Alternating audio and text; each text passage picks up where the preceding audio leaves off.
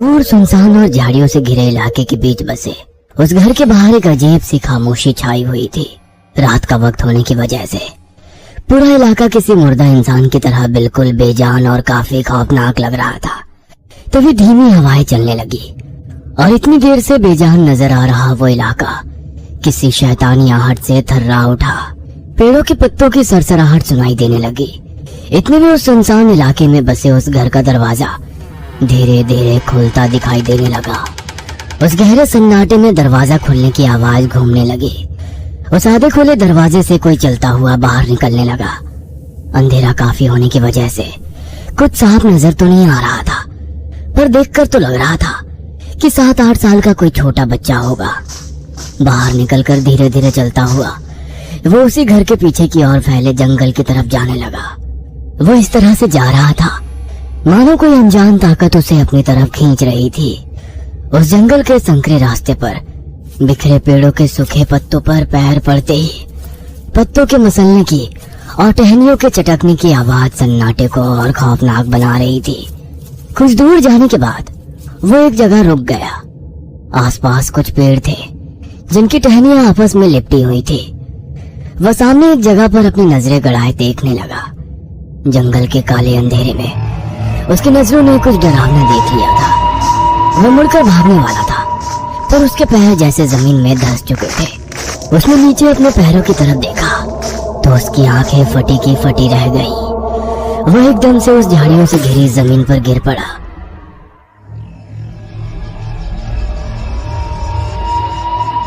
कुछ समझ पाता इससे पहले कोई उसे जमीन पर से घसीटकर जंगल के काले अंधेरे में खींच कर ले गया और रात के सन्नाटे में एक महिला की चिल्कारियां भरी हंसी गूंजने लगी। कुछ महीनों बाद दोपहर के समय एक कार शहर की आवाजाही से गुजरते हुए पासी के गांव की तरफ जा रही थी। गाड़ी चलाते हुए वो फोन पर बात करने लगा। हाँ, इसी शहर में ट्रांसफर हुआ है। हाँ, नया शहर, नए लोग, नया घर। तुझे बताने वाला था पर सोचा सरप्राइज दूंगा। हाँ, रागिनी और मिताली दोनों को भी लेकर आया हूँ। चल, जल्दी मुलाकात होगी। Okay bye.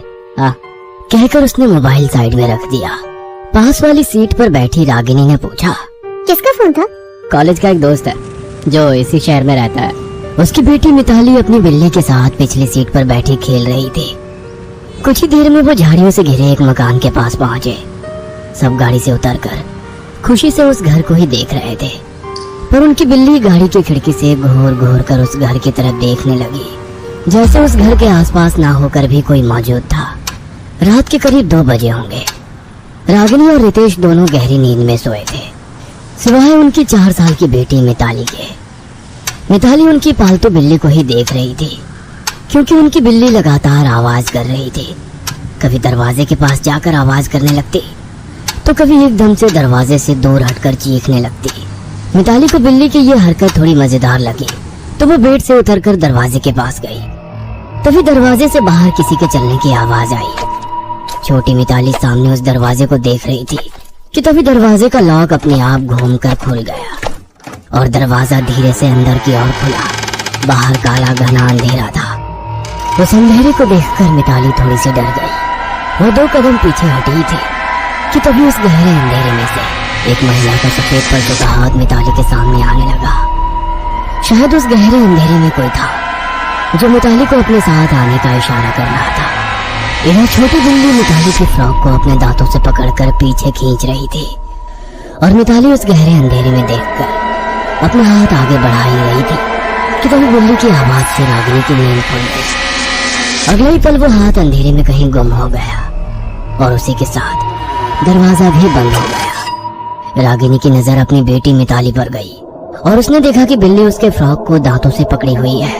वो गुस्से से नीचे उतरी और बिल्ली को पैर से दूर हटाते हुए अपनी बेटी को लेकर बेड पर चली गई। सुबह नाश्ते के टेबल पर अपनी बेटी को ब्रेड जैम खिलाते हुए रागिनी रितेश से बोली, तुम्हारी बिल्ली कल मिताली को काट लेती।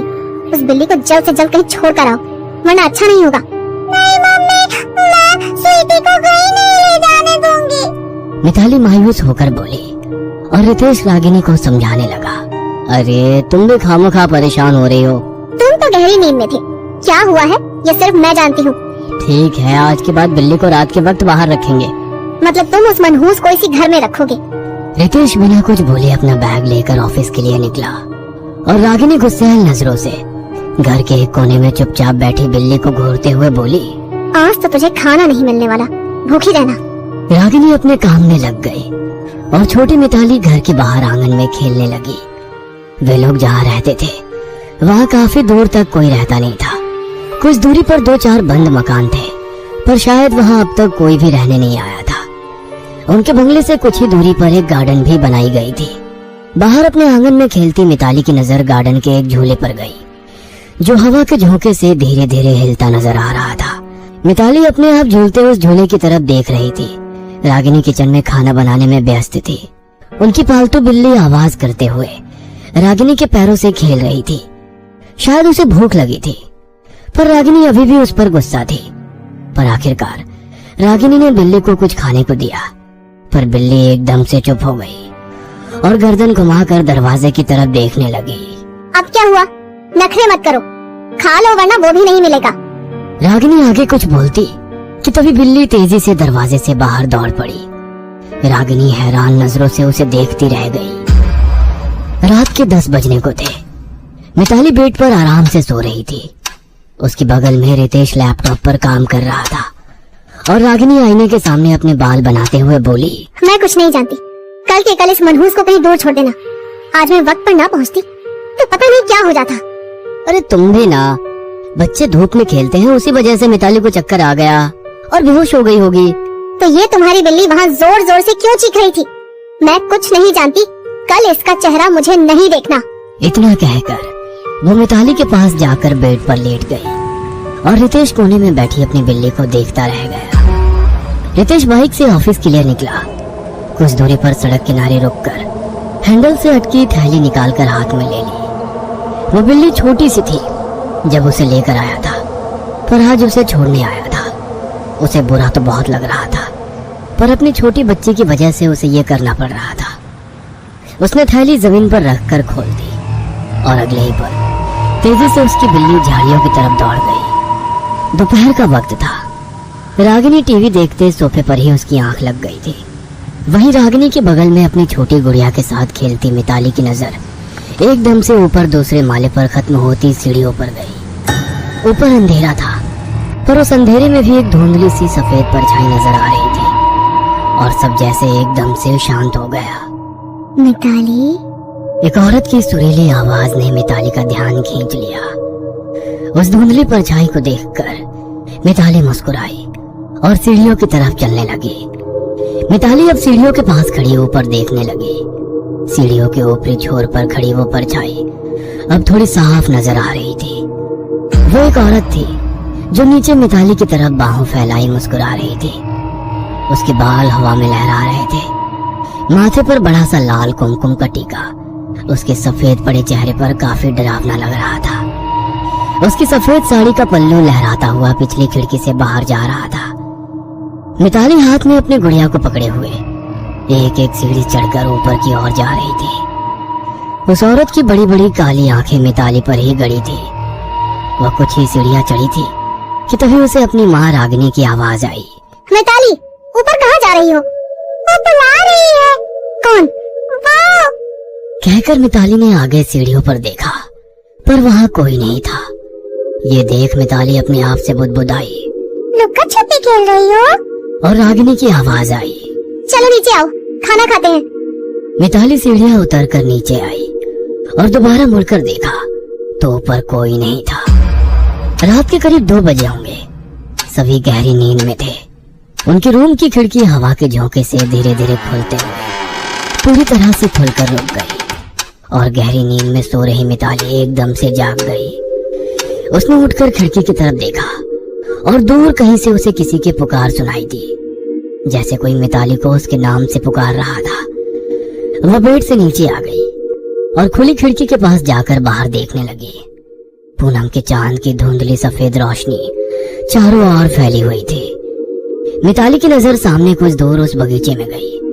उस बगीचे में खड़ी वो औरत अपने दोनों हाथ फैलाए बुला रही थी। उसके सांवले चेहरे पर अजीब सी हंसी छाई थी। हाथ फैलाए मिताली को बुलाते हुए वो धीरे धीरे पीछे की तरफ सरकने लगी और सरकते हुए उस झूले पर जाकर बैठ गई।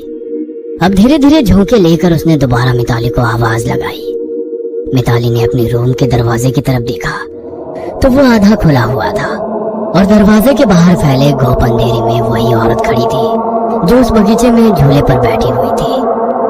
मासूम मिताली को ये सब टीवी सीरियल में दिखने वाले जादू की तरह लग रहा था। वह कदम बढ़ाते हुए दरवाजे से बाहर उस घोप अंधेरे की ओर चलने लगी और पीछे वो दरवाजा धीरे धीरे अपने आप बंद हो गया।